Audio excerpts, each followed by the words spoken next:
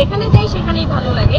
এবার চিন্তা করলাম যে আমরা একটু অফ সিজনে যাব। আমরা অ্যাস্ট্রোনিস হয়ে গেছি যে এত সুন্দর এই জায়গা ছেড়ে আমরা কোথায় কোথায় যাচ্ছি, কিন্তু আমার কাছে আমার ফ্যামিলি আছে, খুব ভালো লাগতেছে। কক্সবাজার আমার বাংলাদেশের সবচেয়ে সবচেয়ে প্রিয় জায়গা, সবসময় আসতে ভালো লাগে। আজকে অনেক লোক, তারপরেও ভালো লাগছে।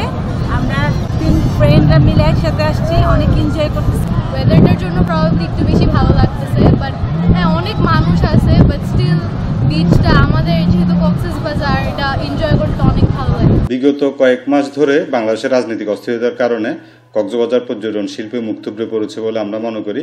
যারই ধারাবাহিকতায় আমরা আশা করছি আগামী দিনগুলিতে যেহেতু দেশের পরিস্থিতি স্বাভাবিক হচ্ছে, কক্সবাজারে প্রচুর পর্যটকের সমাগম ঘটবে।